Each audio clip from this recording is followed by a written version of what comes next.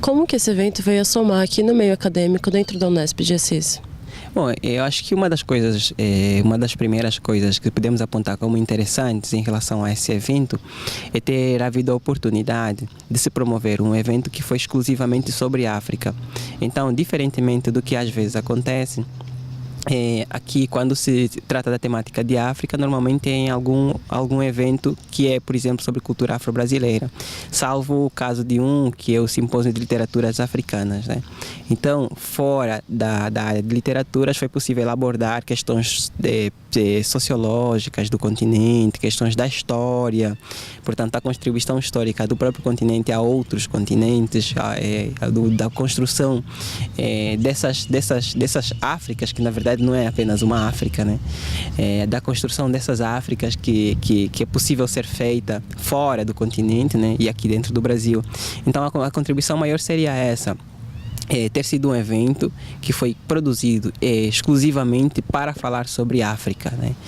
Só foi uma pena não termos tido convidados africanos, salvo, claro, os professores que deram as aulas de dança, né? Mas esse talvez tenha sido um dos elementos mais importantes do evento. Sobre as oficinas, como foi? A adesão foi muito boa. Muito maior do que se esperava até, para dizer a verdade, foi um dos momentos do evento em que teve a maior adesão, muito mais do que, por exemplo, na mesa. Teve adesão nas oficinas. As pessoas quiseram aprender os ritmos, né? Porque nós passamos aqui 2 ritmos, que foi o Kuduro, que todo mundo conhece por causa do que aparece na grande mídia, né? Mas tentamos trazer, então, as origens africanas dessa dança, como é que ela é dançada lá, tentar desmistificar um pouquinho daquilo que se traz aqui, que se mostra como sendo essa dança, mas que não é de verdade, né? Apesar de ter as suas raízes. E também se trouxe o Kizomba, né? Que é uma outra dança também feita a 2, para ser dançada a 2. No caso, para ser dançada por um casal, né? Que também é uma dança africana, com origens antilhanas e etc. Que são 2 ritmos muito importantes para Angola, no caso. Nós gostaríamos de ter trazido outras danças de outros países, mas infelizmente não foi possível. Então apenas ficamos com esses 2 ritmos, o Kizomba e o Kuduro. Então, e talvez por causa da publicidade que existe já ao nível da mídia em relação ao Kuduro, as pessoas se mostraram muito interessadas em participar, principalmente para ver o que é e depois também para aprender a dançar um pouquinho, né? Então, em relação às oficinas, a participação foi muito boa. Teve ainda também, além da oficina, um mini curso sobre cultura africana, em que se trouxe algum material para os professores, principalmente da rede pública, trabalharem nas salas de aulas. Então, foi um mini curso também interessante, porque são vários textos de escritores africanos, no caso, vários contos, vários livros, e alguns outros até também, contos africanos produzidos por autores brasileiros que tentam trabalhar essa temática do negro na literatura brasileira, né, que foram trazidos para esse curso de cultura africana, né? Então, falando um pouquinho em relação a essa oficina e como foram os minicursos. Foram experiências interessantes para as pessoas que participaram, porque puderam agregar coisas novas àquilo que eles já sabiam sobre cultura africana, puderam agregar coisas novas àquilo que eles já sabiam sobre as danças africanas.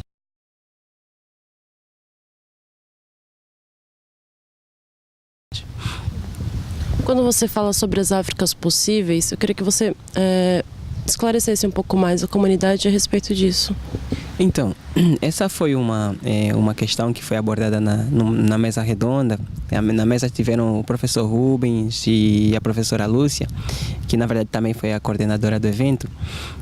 E uma das coisas que a gente pretendia trazer em relação ao falar das Áfricas possíveis era mostrar às pessoas, não só os alunos, mas a própria comunidade também que participou do evento, que não existe uma África, né? Que esse é um erro comum.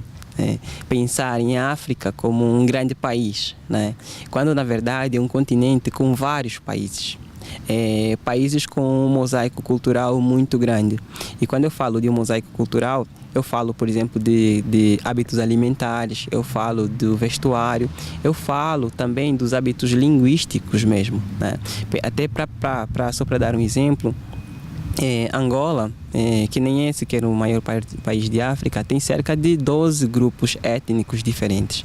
Então, mesmo em Angola, podemos também falar de várias Angolas, né? Então, o que seria? O que não podemos dizer sobre a África? São várias Áfricas, né? Que seriam essas Áfricas que congregam países diferentes, com identidades linguísticas diferentes, com identidades étnicas também diferentes, com hábitos diferentes, que apesar de estarem no mesmo continente, eles criam, através dos seus próprios processos de individuação, criam identidades culturais específicas das regiões em que eles estão instalados.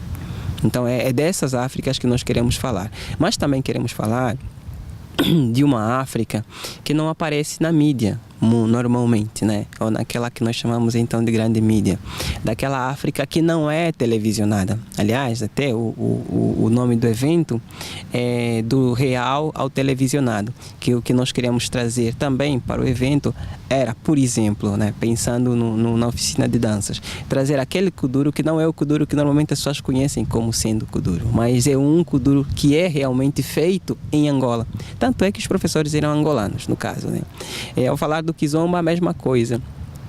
Ao falar, por exemplo, das condições sociais de África, né, no caso dos países africanos, né, falar que os países africanos não vivem só sob guerra, por exemplo, mas tem coisas interessantes lá, tem coisas boas para se usar, tem coisas potencializadoras da cultura africana que até também podem ser aproveitadas fora de África.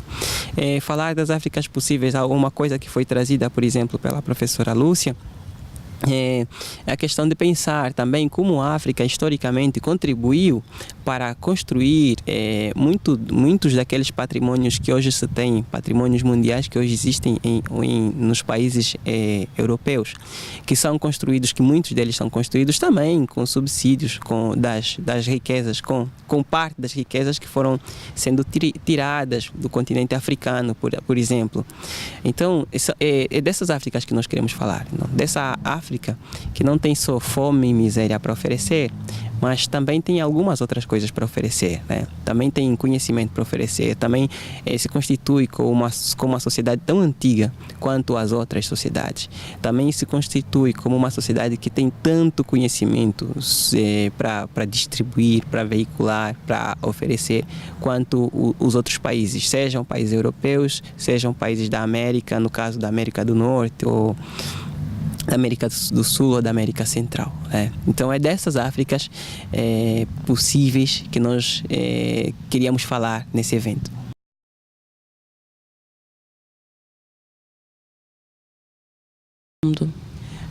Bom, me ocorre agora pensar, por exemplo, nas artes. Eu acho que a África também tem muito a dizer em relação às artes, né? Vamos pensar, por exemplo, na literatura. Hoje, o Brasil, e até por conta daquelas leis que promovem o ensino da cultura africana na sala de aulas, tem se preocupado muito mais em trazer escritores africanos para a sala de aulas, as salas de aulas brasileiras, né? E não só para a sala de aulas, mas para a própria sociedade brasileira. Então, eu acho que com a literatura nós podemos também apresentar uma África muito diferente daquela que normalmente é conhecida, né? E tem escritores muito interessantes que, inclusive, têm se tornado cada vez mais visíveis aqui no Brasil.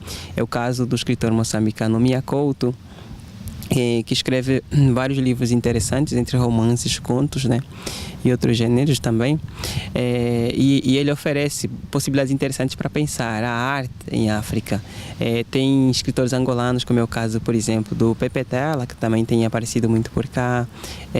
Tem o Agualusa, que é bem mais jovem que Pepe Tela, e o Onjak, que são escritores que praticamente têm um pé no Brasil, né, que de certa maneira moram aqui no Brasil também, e que tem feito esse esforço de trazer para o Brasil muita da literatura africana. Um outro exemplo em relação dentro da arte é o cinema. que eu acho que o cinema africano, bom, talvez não esteja e não seja igual ao cinema brasileiro, que eu acho que já evoluiu um pouquinho mais, mas se tivermos que pensar em relação ao cinema internacional fora do Brasil, então o cinema africano também não é muito visto, né? É muito pouco conhecido. E tem coisas muito interessantes a serem vistas no cinema africano, né? Tem filmes muito interessantes que tentam trazer uma abordagem, que tentam trazer uma visão mais crítica e até mais realista também do que é ser africano, do que é viver em África, né? E eu acho que uma das coisas que no caso a arte nos permite trazer é a alegria de poder afirmar uma identidade, né? É a alegria de poder se afirmar como africano. E no caso, por exemplo, se fosse da arte brasileira, é a alegria de poder se afirmar como brasileiro através da arte. Então eu acho que nesse sentido também o evento foi interessante, porque nós tivemos no período da noite, por exemplo, uma atividade cultural em que foram cantadas músicas de autores africanos, de cantores africanos, né? E também foi apresentado um filme, no caso, um filme baseado num romance do Mia Couto, Terra Sonâmbula. Então, que eu acho que são todos exemplos de materiais, de elementos, de coisas que podem ser utilizadas não só aqui no Brasil, claro, mas em outros lugares também, para conhecer mais a fundo a cultura africana, para olhar de uma maneira menos preconceituosa para a cultura africana e para os africanos também, né? Para pensar também um pouquinho nessa identidade brasileira que se constrói em meio não só as influências europeias, mas também em meio às influências brasileiras, as influências africanas, e que seja uma influência que não fica apenas na cozinha, né? Na senzala, mas que seja uma influência que fica também na arte, que fica no cinema, que fica na literatura, que fica na música, e quem sabe depois até também que fica nas ciências, né? no campo científico, né? Então eu acho que essas são algumas das coisas que nós podemos agora pensar em relação ao que seria a contribuição desse evento, como eu disse, não apenas para a comunidade universitária aqui do campus de Assis, mas para a comunidade em geral que teve acesso ao evento e também possa vir a ter acesso, por exemplo, a este programa. Para o próximo ano, tem alguma perspectiva de um novo evento a respeito do Dia da África? Então, este ano nós aproveitamos exatamente o Dia da África, que eu não disse, mas o Dia da África ele é comemorado no dia 25 de maio, que é o dia em que se proclamou, que se criou a unidade dos países africanos. Então, o que esse ano nós tentamos fazer foi tentar fazer um evento em que pudéssemos fazer a comemoração dessa data. E pretendemos continuar no próximo ano. Com o apoio, esse ano foi apenas com o apoio do Departamento de História. Esperamos que no próximo ano talvez possamos ampliar para outros departamentos, de maneiras que possamos fazer um evento maior, que atinja mais gente, que possa ser melhor divulgado e que talvez até, pensando um pouco ambiciosamente, né, possamos trazer africanos que venham falar sobre essas várias coisas de África, né? Porque afinal, o que é melhor do que ouvir o relato de alguém que vive certa realidade, né? Melhor para falar, ninguém melhor para falar do Brasil do que um brasileiro. Então, seria muito interessante também que pudéssemos trazer africanos para falarem sobre África. Claro que, como podemos ver nas mesas que se realizaram, tivemos professores muito competentes para falarem sobre a África, né? Eles deram deram-nos a possibilidade de ter um olhar interessante sobre a África, mas ainda assim é um olhar brasileiro sobre a África, né? Então, gostaríamos de promover no próximo encontro a vinda de professores também africanos que pudessem então trazer esse olhar africano sobre a África, para diversificar um pouco as nossas possibilidades até de análise do continente. Essa seria a nossa perspectiva para o próximo evento. Alguma consideração final a fazer? Bom, eu acho que uma das considerações que eu faria seria de convidar a população, né, as pessoas todas interessadas aqui da cidade, que tenham acesso ao programa, de no próximo ano se aproximarem do campus de Assis para saberem quando é que o evento acontece e até participarem, porque o evento é aberto, nós abrimos esse ano para todas as pessoas interessadas, e foi interessante porque tivemos aqui pessoas da cidade que participaram principalmente da oficina de danças. E próximo ano gostaríamos também de ter essas pessoas da cidade, professores da rede pública, alunos, ou pessoas que não fossem nem professores nem alunos da rede pública, mas que quisessem se aproximar da cultura africana, né?